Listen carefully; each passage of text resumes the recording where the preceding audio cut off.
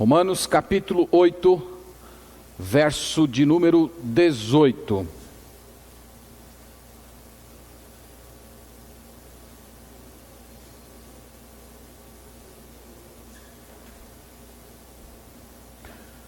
Romanos 8, verso 18. Obrigado, irmão. A palavra do Senhor diz assim: porque para mim tenho por certo que os sofrimentos do tempo presente não podem ser comparados com a glória a ser revelada em nós. Vamos ler todos juntos? Porque para mim tenho por certo que os sofrimentos do tempo presente não podem ser comparados com a glória a ser revelada em nós. Irmãos, memorize esse versículo. Memorize. Esse é um versículo que você precisa trazê-lo no coração. Quem escreveu essas palavras sabia muito bem o que era sofrimento. Quem escreveu essas palavras não era aquele sujeito teórico, sentado atrás de um gabinete com seus livros e pesquisando, vendo situações de sofrimento. A pessoa que escreveu essas palavras que acabamos de ler, conhecia na pele o que é sofrimento. Se você pudesse ver um breve resumo da vida dele, está na passagem de 2 aos Coríntios, capítulo 11. Olhe só comigo. 2 Coríntios, capítulo 11, e ali você vai ver que esse homem que escreveu as palavras que acabamos de ler, ele não conhecia sofrimento só de teoria.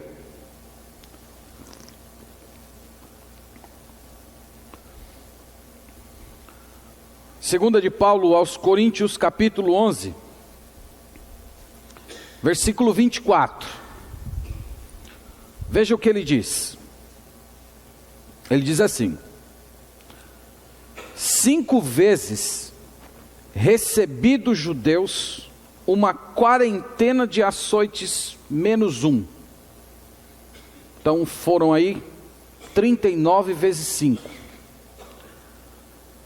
Fui 3 vezes fustigado com varas, uma vez apedrejado, em naufrágio 3 vezes.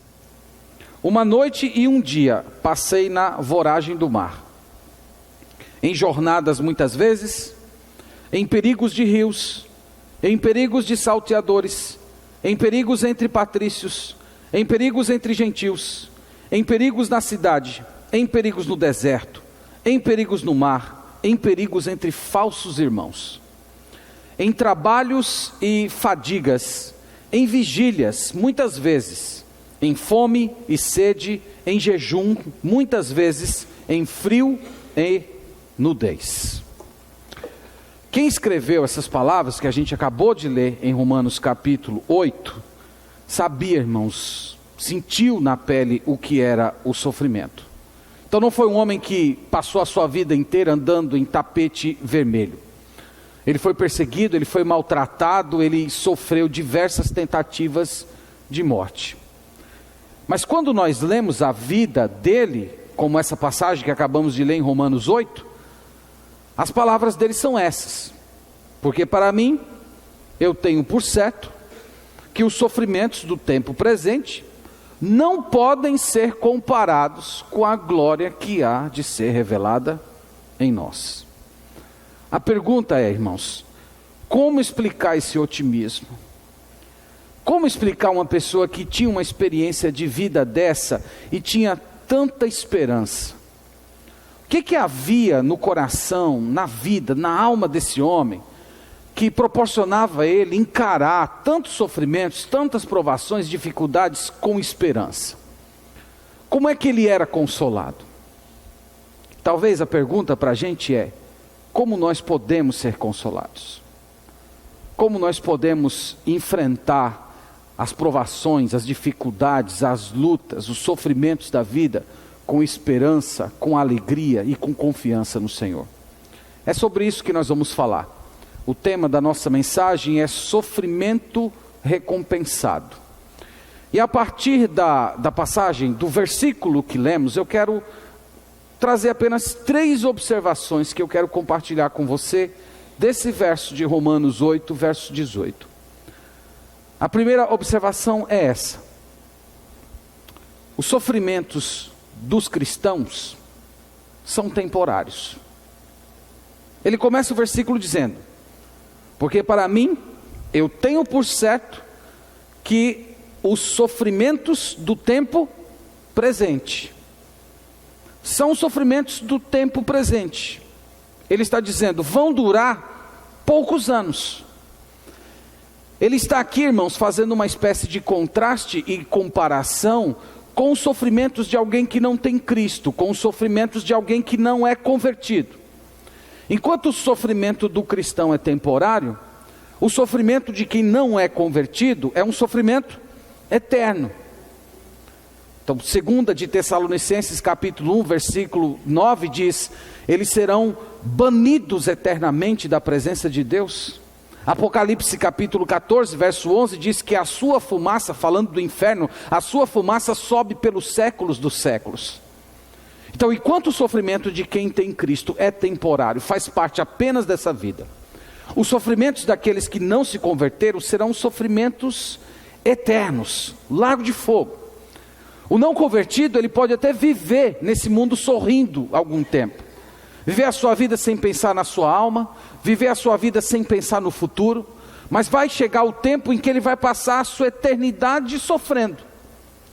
No entanto, não é assim com você. Não é assim com você que é regenerado, que tem Cristo no coração. Primeiro que os seus sofrimentos não serão eternos, porque a eternidade do seu sofrimento foi lançado na cruz de Cristo. Então o sofrimento que chega para a sua vida nunca vai ser um sofrimento eterno, nunca vai ser um sofrimento que vai te destruir, nunca vai ser um sofrimento que vai te condenar, porque toda a condenação, toda a maldição que é presente no sofrimento, esta foi lançada no Senhor Jesus Cristo, e é por isso que o seu sofrimento, ele é passageiro, ele é restrito, ele tem data para terminar. Pense nisso, você que chegou aqui essa noite e que está padecendo algum tipo de sofrimento. Esse vale de lágrimas que você está vivendo, essa tribulação que você está enfrentando, essa dor interior de alma ou uma dor física, está chegando o tempo em que isso vai acabar, que não vai ter mais gemidos. Irmãos, era desse jeito que o apóstolo Paulo consolava a sua alma. Era desse jeito. Em uma passagem, 2 Coríntios capítulo 1, verso 8, ele diz assim: quando eu estava viajando até vocês, eu tive uma tremenda aflição ao ponto de me desesperar da minha própria vida. Mas como é que ele consolava o seu coração? Ele consolava com essas palavras: os sofrimentos que eu padeço são temporários, com Deus é eterno. Essa, irmãos, é a primeira lição que essa passagem apresenta para você. É assim que Deus quer que você encare a vida. É assim que Deus quer que você encare suas tribulações. Deus não quer que você encare as tribulações da sua vida com murmúrio, com reclamação, com desânimo, com revolta. Deus deseja que você encare com esperança. Que você olhe para tudo que você está enfrentando e diga: isso não é eterno, isso é passageiro, e isso não vai me destruir, porque tudo que podia me destruir nessa situação já foi lançado sobre o Senhor Jesus Cristo. É assim que Deus quer que você encare a vida. É assim que o apóstolo Paulo se consolava diante das aflições que ele enfrentou. E se nós fôssemos ser honestos, as aflições que ele enfrentou são muito maiores e profundas do que as que enfrentamos nesse mundo. Então Deus deseja, irmãos, que nós mudemos o nosso jeito de encarar a vida. Que nós encaremos a nossa vida medindo a partir da eternidade. Olhando para a eternidade, nossos sofrimentos são passageiros. A segunda ideia que eu quero destacar é que, com os nossos olhos da fé abertos pelo Espírito Santo de Deus, nós podemos contemplar a glória. Ele diz: porque para mim tenho por certo que os sofrimentos do tempo presente não podem ser comparados com a glória. Glória. Irmãos, esse termo glória para o apóstolo Paulo não era só uma expressão de alegria. Quando acontece alguma coisa boa na vida, a gente diz, oh glória. Não era isso. Essa ideia de glória para ele era uma coisa muito real. Era uma coisa muito prática. Não era uma coisa que sonhava, não era uma expressão de alegria. Esse conceito bíblico de glória era algo que exercia uma profunda influência nos momentos mais sombrios da vida dele. Desde os momentos em que ele foi açoitado, como diz a Bíblia, e até nos momentos, quando a gente vê lá no 2 Timóteo, ele sozinho, numa masmorra, dizendo que foi abandonado e que estava com frio, e que estava enfrentando o seu julgamento. Em todos esses momentos, essa palavra residia no seu coração. Lembra que a palavra glória, ela vem do Antigo Testamento, e a palavra significa literalmente peso. É quando você acrescenta peso a alguma coisa. Então quando você pega uma porção de ouro e você acrescenta peso a isso, a ideia é que fica mais valoroso. E essa palavra glória é uma das maneiras de se expressar as manifestações de Deus. Quando uma pessoa é colocada na presença de Deus, ela simplesmente não tem palavras para descrever o que ela está vendo.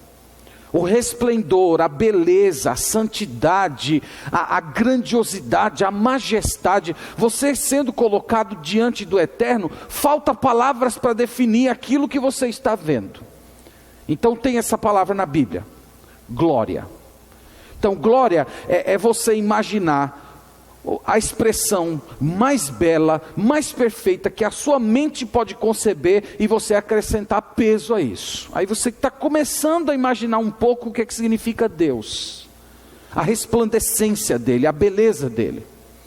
Então essa palavra, ela estava presente na cabeça do apóstolo Paulo quando ele enfrentava todos os momentos sombrios de provação e de tristeza. Agora pensa nisso, irmão e irmã. Essa mesma palavra, com todo o seu significado, ela está disponível para você também. Ela está disponível para o seu coração.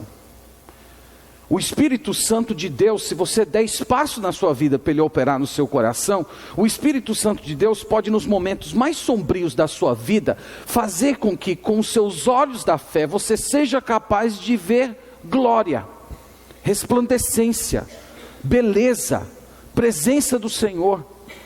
E isso transformar sua vida, transformar seu coração, transformar a maneira pela qual você encara as suas provações.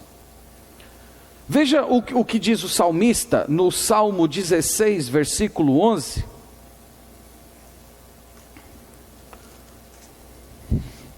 Salmo 16.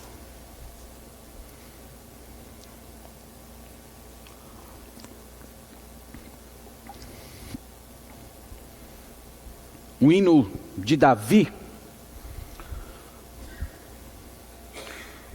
Salmo 16,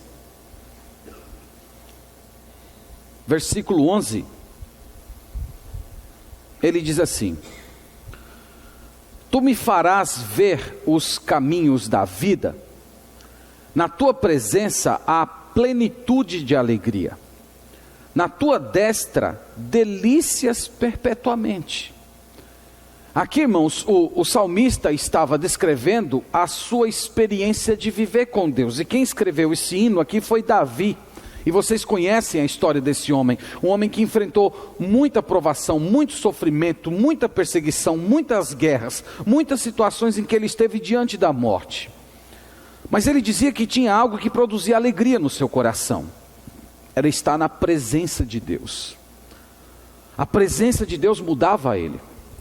Não é que a presença de Deus excluía as provações, mas a presença de Deus fazia com que ele encarasse as provações com alegria. Ele sentia que estava do lado do Senhor, e estar do lado do Senhor, estar na presença do Senhor, isso mudava o seu coração.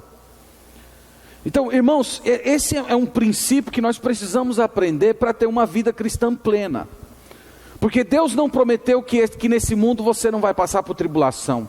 Deus não prometeu que você não vai ter doença. Deus não prometeu que você não vai ficar desempregado. Deus não prometeu que você vai ter pessoas que vão se levantar e conspirar contra a sua vida. Deus não prometeu nada disso. Deus não prometeu um caminho cheio de rosas para você andar.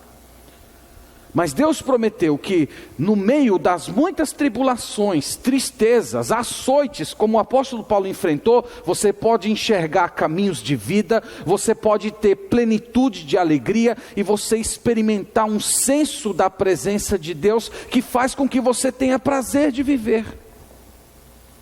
Esse é o desejo de Deus para você, é que você viva na presença dEle, que você tenha tanta comunhão com Deus, que essa ideia de glória, ela se torne real para você, verdadeira, que quando você estiver nos momentos mais sombrios da sua vida, você seja capaz com seus olhos espirituais, enxergar essa beleza que é o nosso Deus, e você ficar tão encantado, tão maravilhado com quem é o nosso Deus, a maneira como Ele se mostra, que a sua tribulação se torna pequena, e você é capaz de experimentar alegria no meio dela. Era assim que Ele encarava a vida. Isso, irmãos, é viver pela fé. Isso é viver de uma maneira que glorifica a Deus. Não é uma vida sem tribulações, mas é uma vida que, no meio das tribulações, você pode experimentar uma antecipação do reino de Deus. Quando é que a gente vai ver a glória de Deus mesmo, com todas as suas belezas, nuances, manifestações? Vai ser na volta de Cristo, Cristo vindo arrebatar a sua igreja. Então nós vamos começar a ver de fato com esses olhos aqui, claro que glorificados, nós vamos começar a presenciar o que é glória. Mas o que o texto sagrado está dizendo é que você já pode experimentar um pouco disso hoje, no meio das suas tribulações.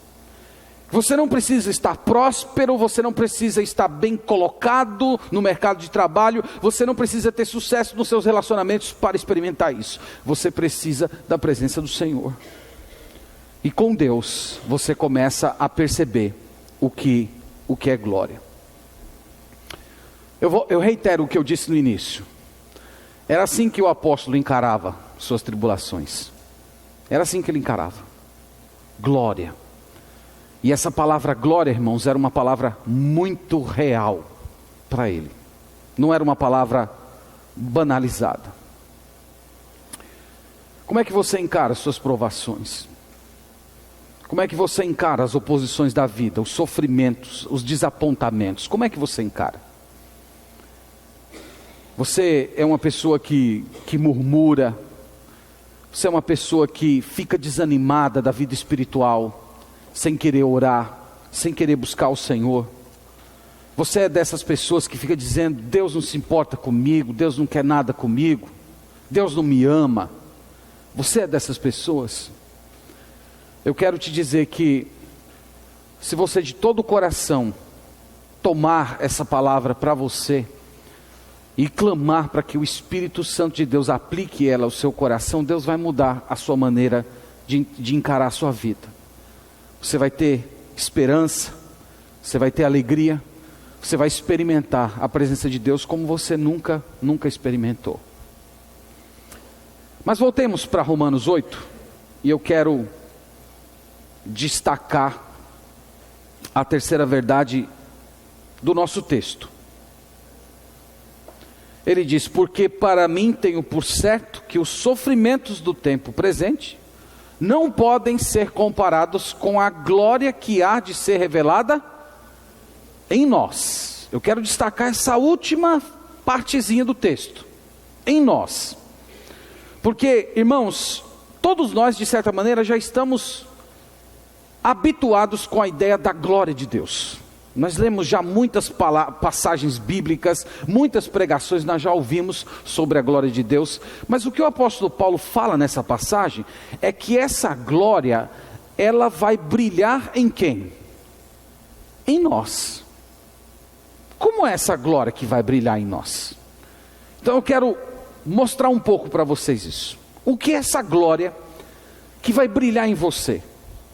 E que ela vai ser tão resplandecente, tão bela, que quando chegar naquele dia você vai ver para as suas provações dizer: valeu a pena servir ao Senhor. Então vamos ver 1 Coríntios capítulo 15. E deixe eu mostrar para vocês o que é essa glória que ele fala. 1 Coríntios 15.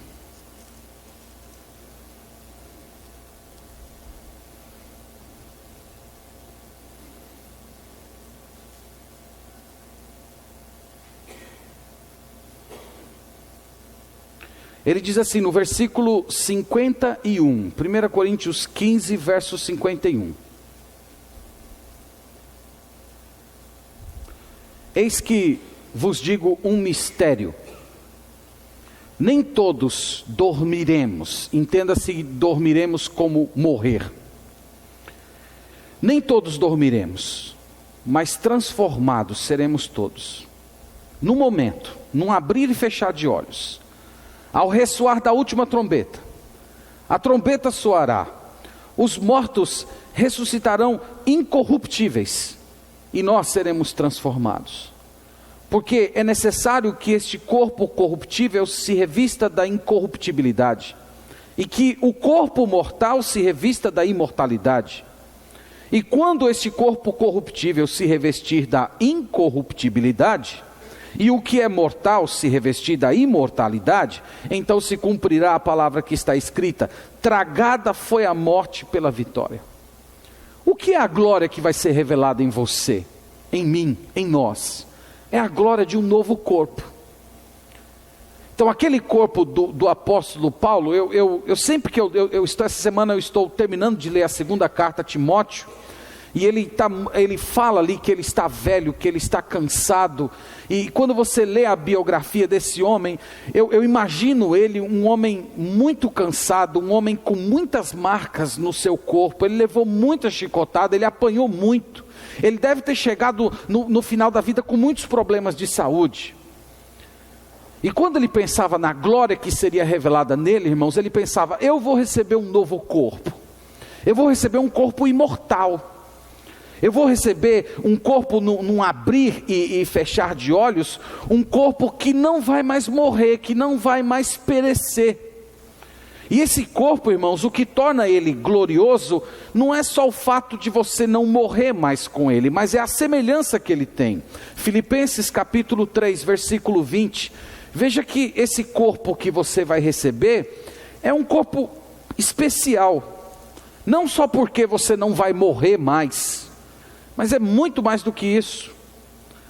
Filipenses capítulo 3, versículo 20, a palavra diz assim: pois a nossa pátria está nos céus, de onde também aguardamos o Salvador, o Senhor Jesus Cristo, o qual transformará o nosso corpo de humilhação para ser igual ao corpo da sua glória.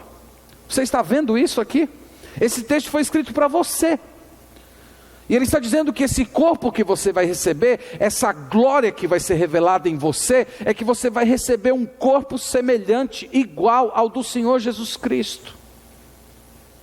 Um corpo belo, isso é glória, irmãos. Essa é a glória que vai ser revelada em nós. Um corpo nosso que é semeado em fraqueza, mas que ele ressuscita em poder, em resplandecência, em glória, tal qual o corpo do nosso Senhor Jesus Cristo. Então é isso que ele está dizendo. O que é essa glória? Glória, além de um corpo, como falamos, é a glória de uma mente transformada.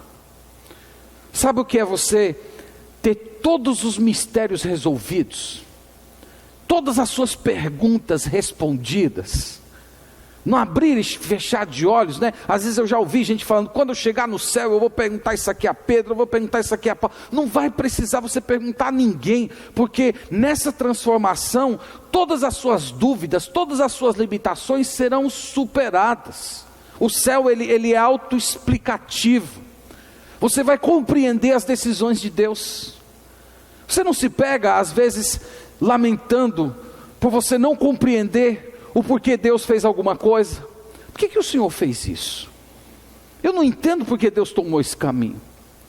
E às vezes nós nos pegamos nos lamentando a obscuridade que tem no nosso pensamento de entender os caminhos do Senhor. Mas está chegando o dia em que isso vai acabar. O dia que você estiver na glória, você vai compreender a mente do Senhor, uma mente renovada, aperfeiçoada, pura. Irmãos, isso é glória. É a glória revelada em nós, tal qual o apóstolo Paulo. Sabe o que é mais glória? Glória é santidade. Santidade na sua mente. Eu tenho certeza que você que é verdadeiramente convertido ao Senhor, uma das coisas que mais incomoda você é o que passa na sua cabeça. São as suas imaginações.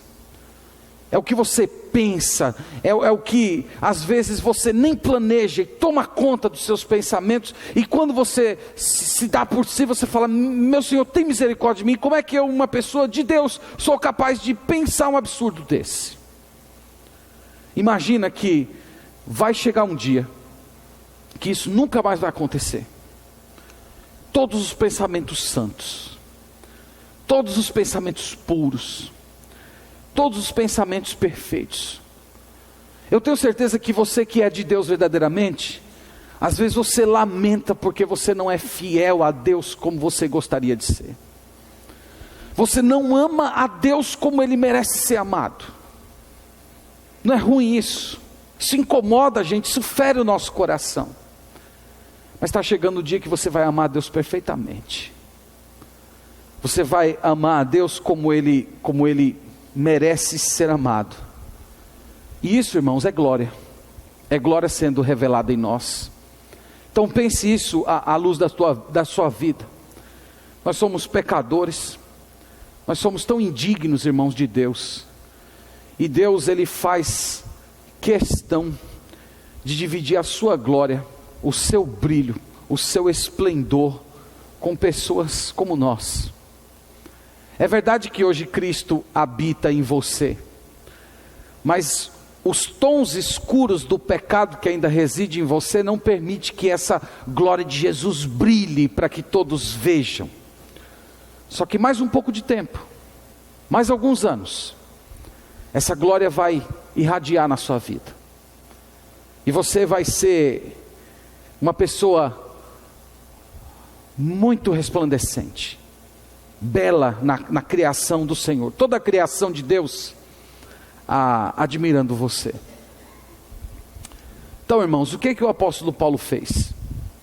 Ele pegou todo o seu sofrimento, que nós lemos no início da mensagem, tudo aquilo que ele passou, e ele pesou isso, colocou isso nessa mão, e nessa outra mão, ele colocou a glória de um corpo perfeito, de uma mente perfeita, de uma vida santa. Ele colocou a eternidade aqui, e ele colocou a temporalidade das suas provações, e ele pesou. O que é melhor? O que é superior? Eu creio, irmãos, que é isso que Deus requer que nós façamos hoje. Pegue todas as suas frustrações e provações. Pegue quem você é em Cristo. Perdoado, liberto, justificado, santificado. Com Deus que zela por você, que lhe fez promessas maravilhosas. Imortalidade, ressurreição, vida eterna, novos céus e nova terra, corpo perfeito, mente perfeita, eternidade de alegrias e delícias. Coloque tudo isso na sua mão e pese suas provações. E você vai dizer, como o apóstolo Paulo disse: para mim eu tenho por certo que as aflições desse tempo não podem ser comparados. Não tem como você pesar, não tem como você colocar, não tem como você medir o finito pelo infinito. Leve essa reflexão para o seu coração. Um segundo que você passar no céu vai ser suficiente para você esquecer todas as tribulações que você enfrentou nesse mundo. Você acredita nisso? Um segundo no céu. lutas, doença, depressão, desemprego, pobreza, fadiga, tudo isso vai ser esquecido quando, por um segundo, você estiver diante do Emanuel, recebendo você como filho, salvo, vindes benditos de meu Pai, a glória do céu, o trono de Deus, o Cordeiro do lado do trono, aquele rio belo que sai do trono de Deus, a nova Jerusalém que desce dos céus. Irmãos, isso é glória.